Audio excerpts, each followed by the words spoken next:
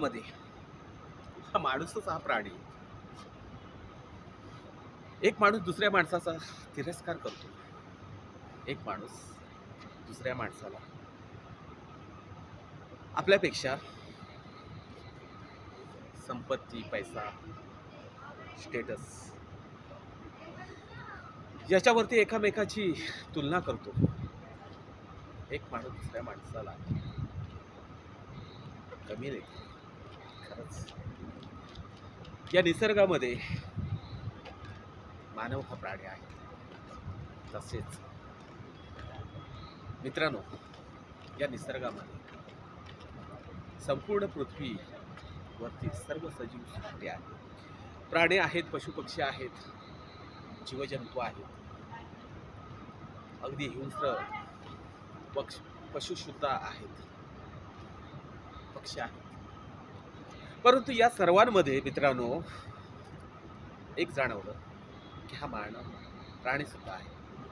आणि हा मानव प्राणी आपल्याच माणसासारख्या माणसाला त्याचा स्तर पाहतो. मग तो गरीब, तो श्रीमंत, आणि मग तो अगदीच निराधार. या सगळ्याच्या निरीक्षणावरून एक वाटतं मित्रांनो, या निसर्गानं कधीच इथल्या सजीव सृष्टीमध्ये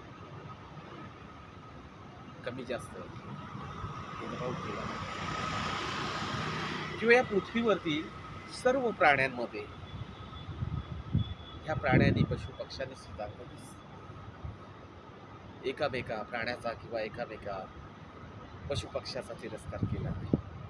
माणसांमध्ये हे विष कुठून आलं या पृथ्वीवर, या गोष्टीचा खूप म्हणजेच विचार पडतो. आपण खरंच एक सूक्ष्म पद्धतीनं जेव्हा विचार करतो तेव्हा असं वाटतं की हा माणूस प्राणी या निसर्गानं सगळ्या मानव आणि मानवी, माणूस म्हणून सगळे मानव आहेत. मग या मानवाला या निसर्गाने बुद्धिमत्ता दिली. आणि हाच माणूस आपल्याच माणसाच्या आणि माणसांसाठी स्तर पाहतो, एकामेकाला कमी लेखतो. खरंच अशी एकामेकामध्ये अंतर पाहणारी आणि खरंच म्हणजे स्तर पाहणारी, छोटा मोठा अशी पाहणारी लोक खरंच माणूस म्हणून असतात का? मला तर वाटतं की माणूस म्हणून. कारण मित्रांनो, या पृथ्वीवरती येताना कुठल्याही मानवाचा जन्म झाला, त्याने येताना सोनं, चांदी, नाणं, पैसा, बंगला, गाडी काही घेऊन आलेलं नाही आहे आणि काही घेऊन जाणार नाही आहे. तुम्ही पाहिला असेल, तुम्ही सर्व जणांनी अनुभवला असेल, हा ॲटिट्यूड आणि हा अहंकार एवढा माणसामध्ये. काही अपवाद लोक जर सोडली तर, म्हणजे काही लोक त्यांना सोडली तर त्यांना समजतं की आपण माणसासारखं राहायला पाहिजे. परंतु काही माणसं जेव्हा आपण पाहतो तेव्हा एवढा ॲटिट्यूड आणि एवढा त्यांना म्हणजे आपल्यापेक्षा कमी असणाऱ्या, आर्थिक स्तर कमी असणाऱ्या माणसाला तेवढ्या तुच्छतेने राहतात की खरंच त्यांच्या वागण्याकडे बघून या सृष्टीवरील सर्व पशुपक्षी सुद्धा त्यांना सुद्धा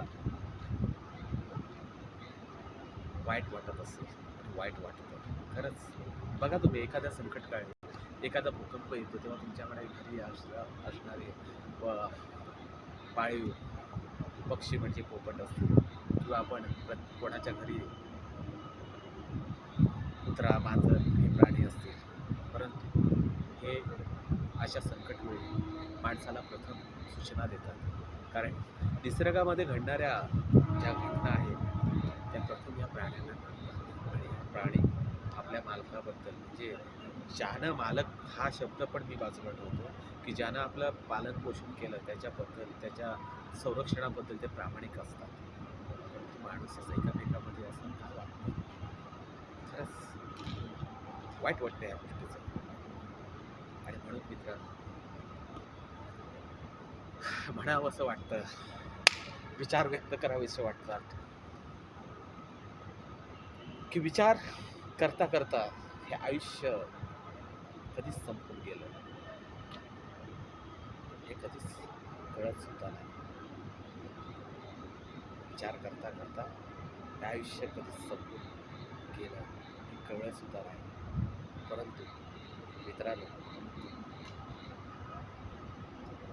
आपण या पृथ्वीवरती आलो, या पृथ्वीचं रक्षण करणं हे प्रत्येकाचं आपलं काम आहे. म्हणून मित्रांनो, सजीव सृष्टी वाचली पाहिजे, जंगलतोड थांबली पाहिजे आणि पृथ्वीवरती होणारं हे मानवी प्रदूषण, मग ते वैचारिक असेल, माणसांमधील भेद, माणसांमधल्या दऱ्या, मग धर्माच्या, जातीच्या, पंथाच्या ह्या दऱ्या संपल्या पाहिजेत.